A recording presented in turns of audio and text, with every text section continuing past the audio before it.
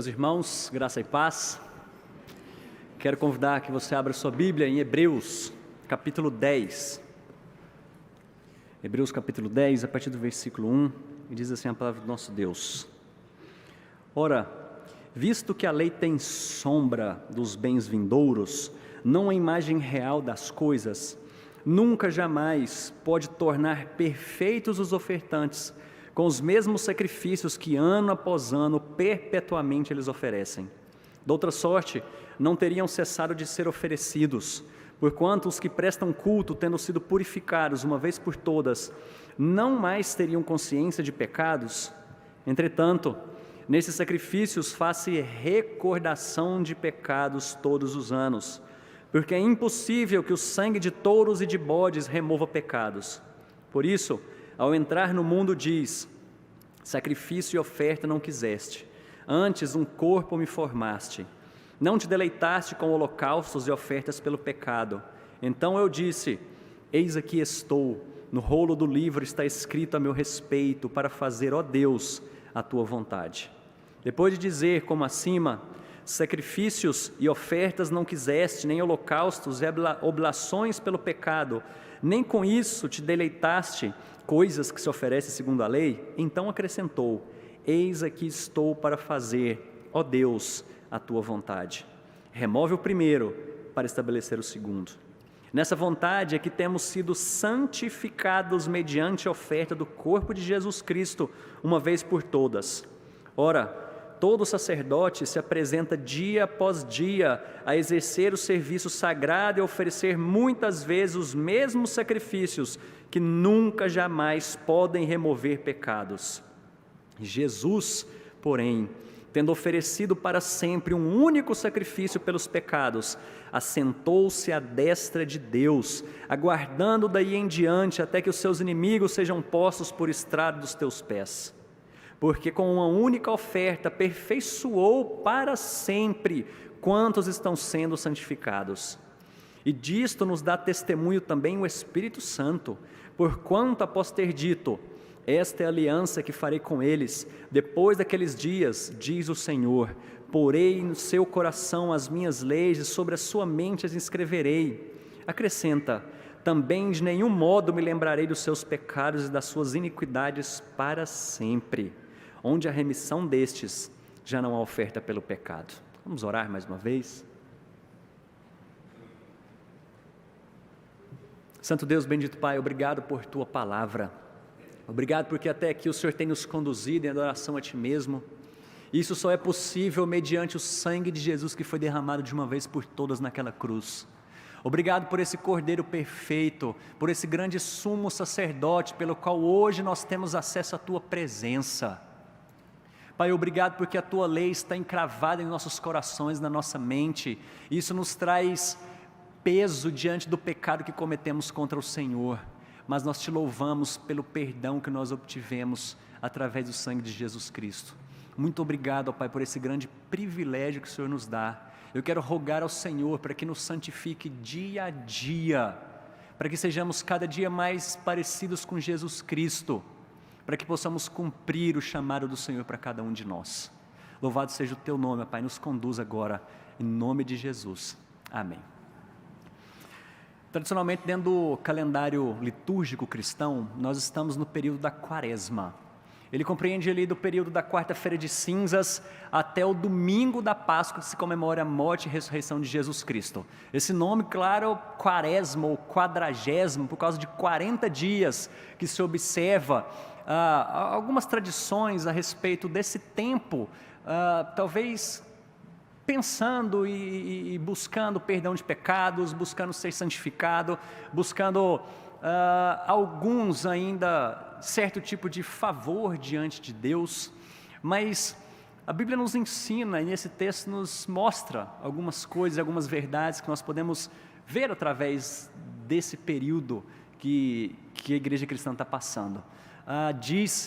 A história nos conta que esse período começou na igreja primitiva, lá com os pais apostólicos, e eles observavam 3 dias antes da festa da Páscoa, eles se reuniam para jejuar e orar juntos, e então eles se preparavam para comemorar a Páscoa juntos. Porém, o tempo passou, algum tempo depois, a igreja aumentou esse período, porque ele se tornou um tempo de preparação de pessoas ao batismo.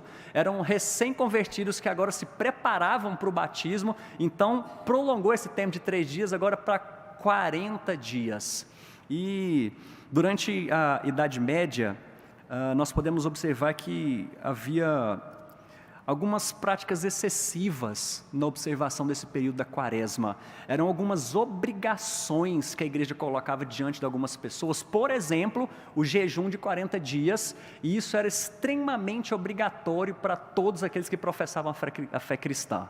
Mas então chega o período da reforma, e os reformadores vão contestar algumas coisas disso, diante da liberdade que cada cristão tem, sendo que isso ele não é prerrogativa bíblica, de obrigar a consciência dos cristãos a terem que praticar certos rituais e algumas cerimônias, né, que nem a Bíblia obriga isso. Tem um caso conhecido que ocorreu com Zwinglio em uma casa que ele estava, de um homem chamado Christopher Forschauer, em que eles estavam ali reunidos. Esse Christopher era um tipógrafo, eles estavam confeccionando um livro que falava a respeito de Romanos, era um comentário de Romanos, e aí Christopher, vendo o cansaço daquelas pessoas que se debruçavam ali na Bíblia e na produção daquele material, ele ofereceu salsichas para aquelas pessoas. Zwinglio foi ali um dos únicos que não comeu, apesar dele entender, né, a dificuldade desse período, mas ele não comeu, e aquilo foi uma afronta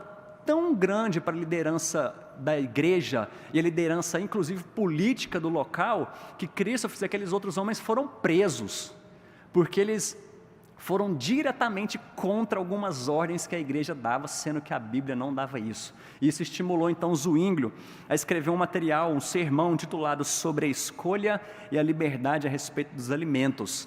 Muito provavelmente ele foi estimulado a escrever isso aqui por um panfleto de Lutero, que também tinha um nome Sobre a Liberdade do Homem Cristão.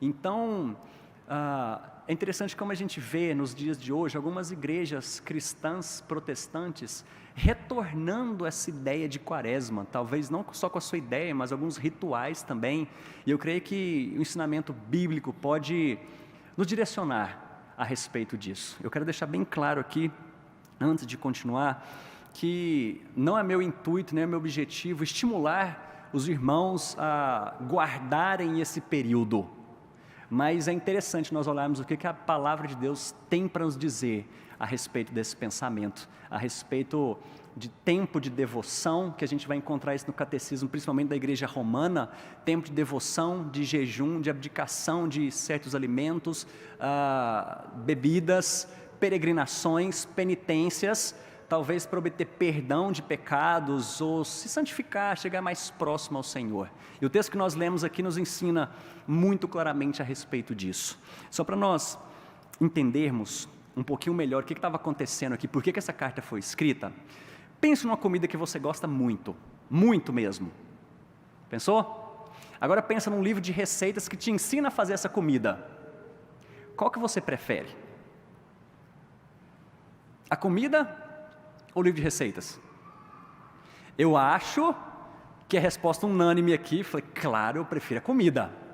E isso aqui é só para ilustrar o que estava acontecendo naquela época, porque esses irmãos hebreus, eles já eram de uma segunda geração de cristãos. Hebreus capítulo 2, versículo 3 vai nos falar isso. Eles não tinham ouvido o evangelho diretamente de Jesus Cristo, mas eles eram discípulos dos discípulos.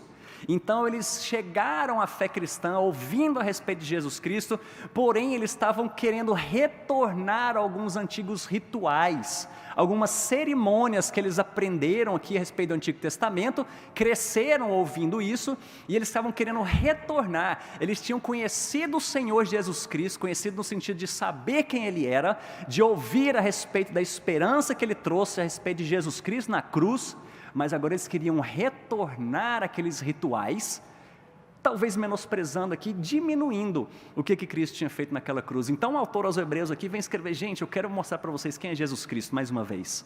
Eu vou reforçar essa ideia.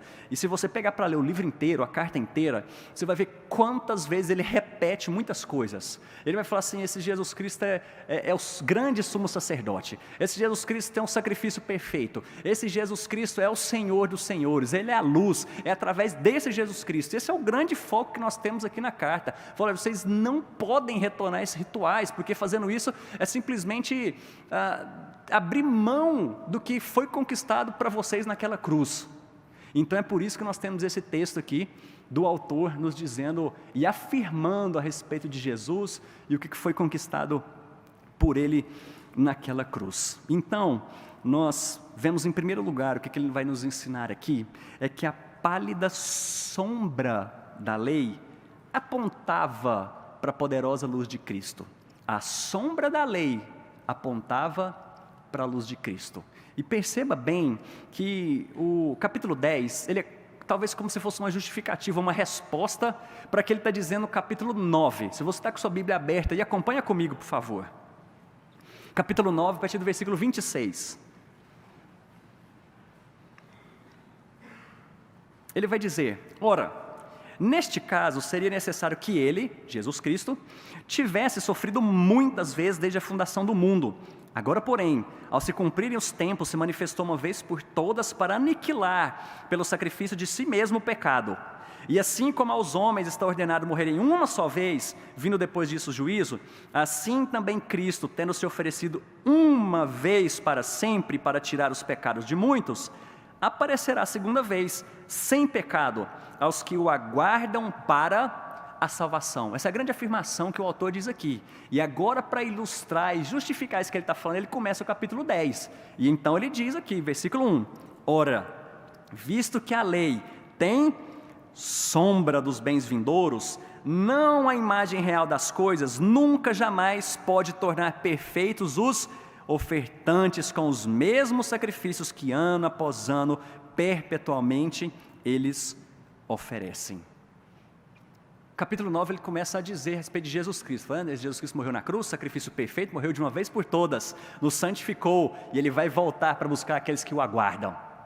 Agora ele começa a dizer, gente, agora vocês estavam querendo retornar esses sacrifícios são apenas sombra de quem foi Jesus Cristo, é a sombra da grande luz. E o grande argumento que ele traz aqui para nós é que essa sombra, esses rituais e tudo que ele fazia, que eles faziam, ele diz depois aqui a respeito do derramamento de sangues, versículo 4, é impossível que sangue de touros e bodes remova pecado, porque eles são incapazes de tornar perfeitos os ofertantes. Antes de a gente continuar, eu só quero esclarecer aqui o que a Bíblia fala para nós, por que esses sacrifícios eram oferecidos, por que tinha que haver derramamento de sangue. E isso foi estipulado lá no Antigo Testamento, quando Deus fez uma aliança com Abraão. Mas antes disso, Deus já tinha pensado nessa história por conta de pecado. Nós vimos aqui o que Jesus Cristo fez, foi nos purificar de todo pecado. Sacrifícios eram feitos por causa de pecado. E onde que essa história começou? Gênesis capítulo 3. Onde homem e mulher, eles decidiram se rebelar contra o Senhor e pecaram. E qual que era a consequência de pecado? Paulo nos vai falar em Romanos. Qual que é o salário do pecado? A morte, porque com o pecado agora no mundo, isso também trouxe morte. E todos aqueles que pecam, qual é a condenação? O que cada um desses merece? Pecadores? Morte. Então Deus providenciou um meio, falou, olha, eu estou fazendo uma aliança com vocês, e agora dentro dessa aliança, se ela for rompida, isso tem consequências, e a consequência disso é derramamento de sangue. Por isso animais serão mortos, sangue aspergido, para que haja santificação no meio do meu povo.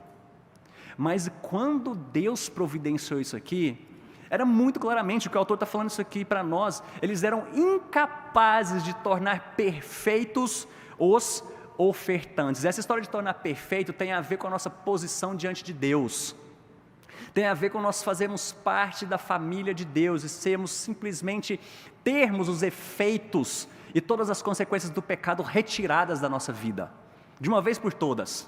E o que ele diz? Esses sacrifícios eram incapazes de tornar alguém perfeito diante de Deus. Incapazes. O texto que nós lemos na liturgia, ele fala a respeito de santificação, quanto à purificação da carne. Mas ele falou que era impossível remover pecado. Impossível. Porque isso aqui tudo é sombra. Eles apontam para algo muito maior.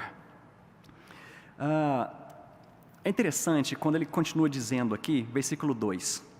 Doutra sorte, ele fala, que ano após ano são oferecidos, doutra sorte, não teriam cessado de ser oferecidos, porquanto os que prestam culto, tendo sido purificados uma vez por todas, não mais teriam consciência de pecados? Quer dizer, olha, se eles fossem suficientes para tornar alguém perfeito, eles não teriam acabado. Mas não, ano após ano, eles tinham que ser oferecidos. Uma vez por ano, esse povo subia a Israel para a festa deles, que hoje é conhecida como Yom Kippur, a festa da purificação, a data que é celebrada, para que haja perdão de pecados ou santificação. Falando, mas eles são impossíveis. Isso é impossível de acontecer. Caso contrário, eles não teriam acabado. Ele diz aqui depois, eles não teriam mais consciência de pecados. Essa história de consciência de pecado é culpa pelo pecado. Uma boa ilustração a respeito disso aqui é Adão e Eva. Quando eles pecaram, Deus apareceu no jardim. O que eles fizeram? Se esconderam. Sabe por quê? Consciência de pecado. É a mesma história, por exemplo, essa consciência de culpa que nos envergonha, é quando você era menino, criança, e aprontou alguma. E alguém falou para você, quando seu pai e sua mãe chegar, eu vou contar para ele, você vai ver. Rapaz, isso era terrível. Esperar pai e mãe chegar, e eles ficavam sabendo, eles chegavam. Falei, em casa a gente conversa. Isso era terrível. Porque é consciência de culpa, de pecado. E é isso que ele está dizendo aqui. Gente, jamais esses sacrifícios foram capazes de retirar essa consciência de culpa e de pecado. Porque eles simplesmente eram sombra. Eles apontavam. E ele continua dizendo aqui, versículo 3. Entretanto, nesses sacrifícios faz-se recordação de pecados todos os anos, porque é impossível que o sangue de touros e de bodes remova pecados. Agora um contraste belíssimo que a Escritura faz aqui. Ele está dizendo, esses sacrifícios lá, esses rituais, eles traziam recordação de pecado. Era para te apontar que você é pecador mesmo. Não que esteja errado, porque nós somos. Mas esses sacrifícios não purificavam. Essa palavra de recordação é a mesma. Quando Jesus vai dizer, ele está fazendo a ceia, quando ele está distribuindo a ceia, ele diz, façam isso em memória de mim. Façam isso em recordação de mim. Sabe para que significa, sabe para que servia esse sacrifício do Antigo Testamento? Recordar pecado. Façam isso em memória do pecado. Agora vem Jesus Cristo e fala, façam isso em memória de mim. Graça superabundante derramada sobre a sua vida. Olha que coisa incrível que o autor está dizendo aqui para nós. Dessa recordação, consciência de culpa, que sacrifícios jamais podem tirar da nossa vida. E eu tento entender aqui a mente de um judeu, de um hebreu que estava ouvindo essas palavras, porque ele cresceu diante da Torá, ele cresceu decorando e aprendendo a respeito da Torá. Ele entendia muito bem a respeito do Antigo Testamento. Ele guardava os sábados. Ele uma vez por ano subia com os seus pais ou sozinho com a sua família para fazer essa celebração do derramamento de sangue, de confissão de pecados. Ele celebrava as festas 7 vezes por ano, como Páscoa, expiação e tantas outras. E agora ele ouve uma palavra dessa de Jesus que liberta de tudo isso. Isso fazia parte da vida deles, da cultura deles. Não devia ser fácil ouvir palavras como essas. Porque talvez a gente pode estar pensando, claro, eu sei disso, eu vou ficar derramando, matando animal, mas isso fazia parte da vida deles, fez parte da vida deles até que eles conheceram Jesus Cristo. Mas então, imagine, para nós entendermos aqui, um jovem que se apaixona. Ele começa a namorar uma moça, só que essa moça mora em outra cidade, é longe. É a distância. Então eles tiram uma foto e ele ele ama ficar vendo essa fotografia dos dois. Para ele, isso traz regozijo, isso traz paz para o coração dele. Só que ela mora longe, mas eles vão caminhando durante o tempo, resolvem se casar e isso dá certo, se casam, agora estão juntos. Mas só que belo dia ele olha para essa esposa e fala: olha, tudo bem que a gente vive aqui, agora nós temos um ao outro, mas eu amo essa fotografia. Então ele abre a porta e vai embora, fala: eu nunca mais vou voltar para você, porque eu amo essa foto, eu te amo, e começa a beijar essa foto e vai embora. Consegue imaginar uma situação dessa?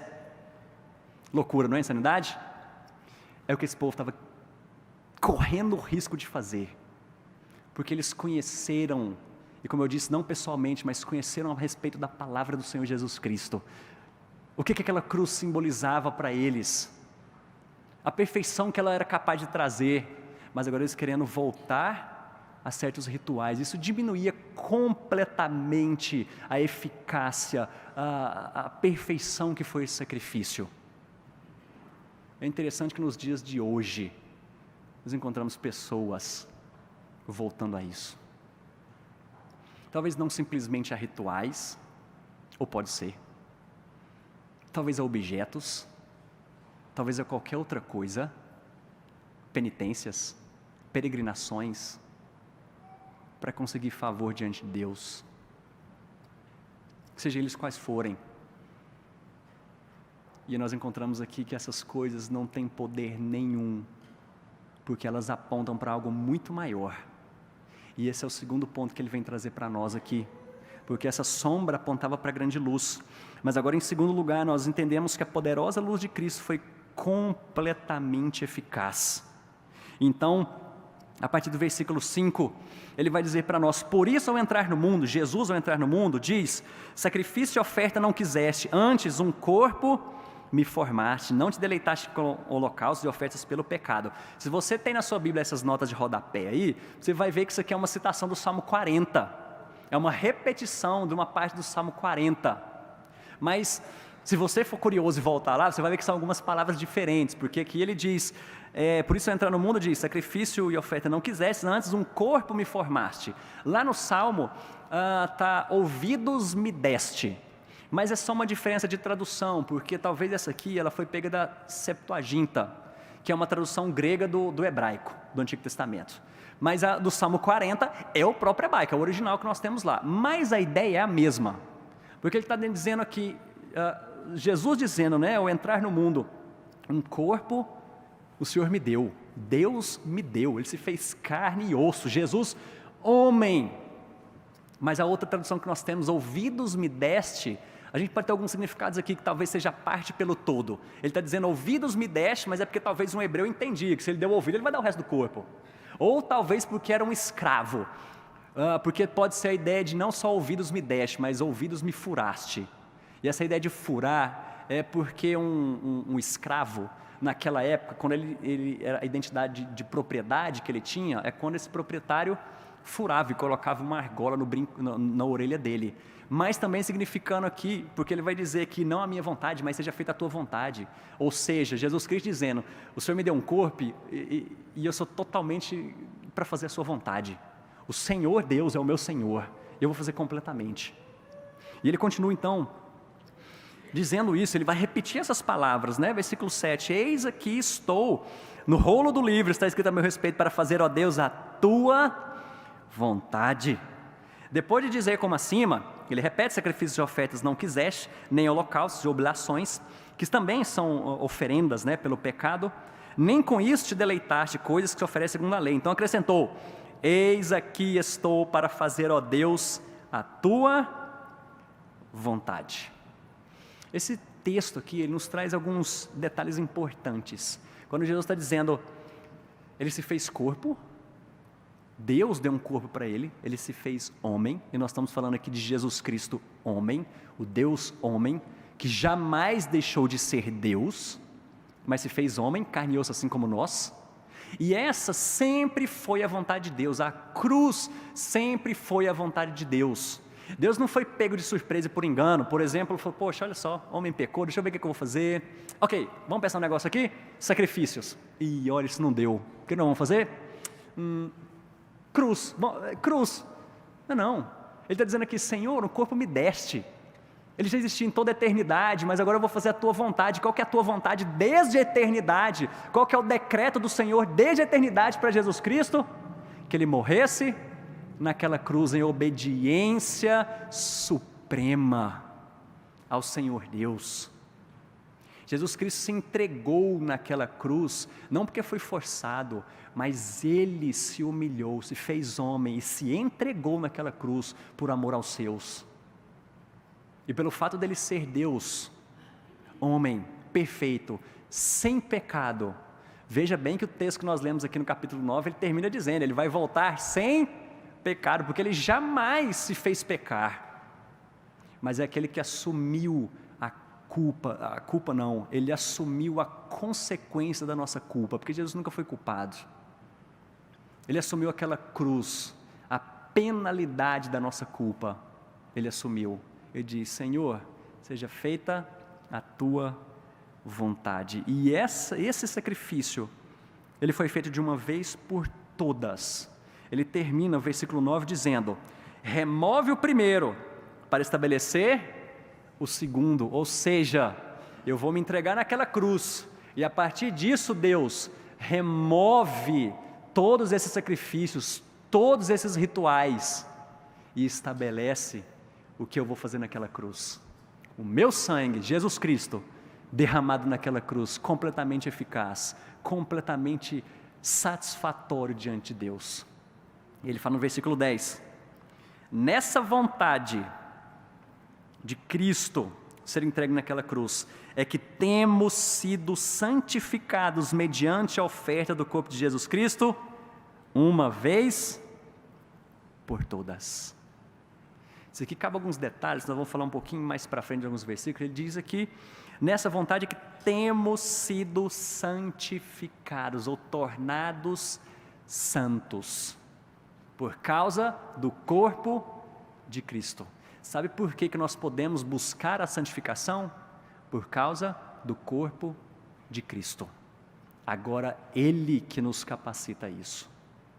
Mas então ele vem terminar esse texto mostrando quais os efeitos dessa morte, dessa luz que se entregou de uma vez por todas, de maneira completamente eficaz.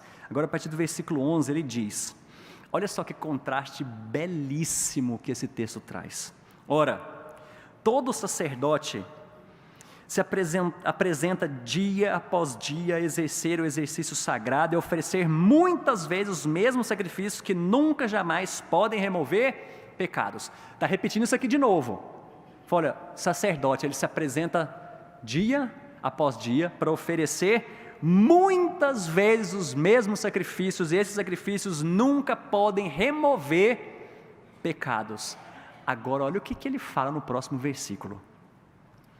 Jesus, porém, tendo oferecido para sempre um único sacrifício pelos pecados, assentou-se à destra de Deus, aguardando daí em diante até que seus inimigos sejam postos por estrado dos teus pés.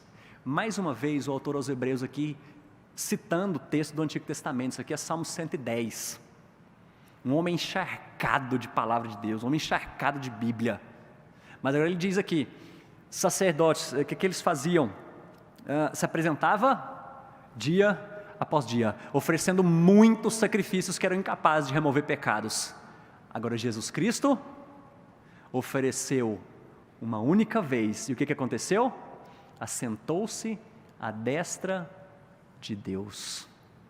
Olha o contraste de homens tendo que se apresentar dia a dia na presença de Deus, agora tem um que se assenta à direita do Deus Pai. Isso aqui também tem muitos significados importantes para nós.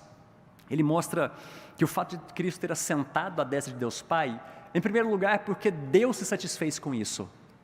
Deus cobrou o sangue, antes de animais, agora do seu único filho, mas ele foi feito de uma vez por todas. Agora Cristo se assenta porque esse sacrifício foi completo, ele foi perfeito, Deus o aceitou, e agora ele diz, assenta-te à minha direita. É o que nós aprendemos em segundo lugar aqui, posição de autoridade. Porque Cristo agora não está mais simplesmente entregando o seu corpo, agora Ele está reinando juntamente com Deus Pai. Mas Ele tem uma outra parte aqui dizendo que os seus inimigos, até que os seus inimigos sejam postos por estrado dos teus pés. Mais uma consequência disso, de Jesus estar sentado ali, porque Ele vem para julgar. Isso aqui podia ser tanto incentivo para aqueles hebreus, dizendo, gente, olha só esse Jesus Cristo, Ele já sentou à destra de Deus, foi o sacrifício perfeito, creiam nele, não precisa voltar a esses rituais não. Mas podia também ter um outro lado. Ele falou, está querendo voltar? Vai negar Jesus Cristo? Ok, Ele está esperando que os seus inimigos sejam postos diante dos seus pés. Ele vai julgar a todos. Qual lado que você está nessa história? Mas então ele caminha, dizendo aqui, porque com uma única oferta aperfeiçoou para sempre quantos estão sendo santificados. Perceba bem que o que ele diz lá antes, versículo 1, ele fala que esses sacrifícios não podiam tornar perfeitos os ofertantes. Agora o que Jesus Cristo faz? Aperfeiçoa ou torna perfeito para sempre. Quando Deus olha para você, Ele vê a figura do Filho dele, Jesus Cristo. Portanto, você está aperfeiçoado para sempre. Porém, tem uma característica, que esses que foram aperfeiçoados de Jesus Cristo, eles estão se tornando, que ele diz aqui, para sempre quando estão sendo santificados. Se você crê que foi aperfeiçoado e tornado em Cristo, existe uma característica muito clara na sua vida que demonstra isso: santificação. Se eu pudesse colocar em outras palavras, você a cada dia mais se parece com Jesus Cristo. Essa é a marca daquele que foi aperfeiçoado em Jesus Cristo, que o sangue dele foi derramado de forma perfeita. Então, já caminhando para o nosso final, mais um fato muito interessante que ele diz no versículo 15, diante dos efeitos ainda de Jesus Cristo, o sangue dele naquela cruz. E nos dá testemunho disso nos dá testemunho também o Espírito Santo, por conta após ter dito, essa é a aliança que farei com eles. Gente, olha só o que o autor diz para nós aqui. Essa história começou com alguém planejando tudo isso. Quem foi? Deus Pai. Teve um que executou esse plano, se fez homem, ganhou o corpo e foi o sacrifício perfeito. Jesus Cristo. Agora, quem é que testemunha isso dentro do nosso coração e da nossa mente? O Espírito Santo. Olha a Trindade agindo completamente junta aqui, de forma perfeita na nossa salvação. Deus Pai planejando, Deus Filho executando, e agora o Espírito Santo testemunhando isso na vida dos crentes. E que testemunho é esse que ele traz? A respeito da aliança que o próprio Deus fez com ele. Isso tem efeitos, essa aliança, na vida do cristão. E agora ele diz, versículo 16, porei no seu coração as minhas leis, e sobre a sua mente as inscreverei. E diz, também de nenhum modo me lembrarei dos seus pecados e das suas iniquidades para sempre.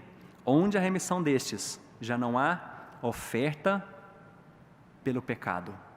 O que ele está querendo dizer aqui? Que todos aqueles que fazem parte da aliança, que creram em Jesus Cristo, não em rituais, não em qualquer outra coisa que parta de si mesmo, mas em Jesus Cristo, agora o Espírito Santo testifica a aliança que Ele fez conosco. Essa aliança tem duas consequências. Primeiro, que a lei do Senhor, ela é encravada na nossa mente e no nosso coração.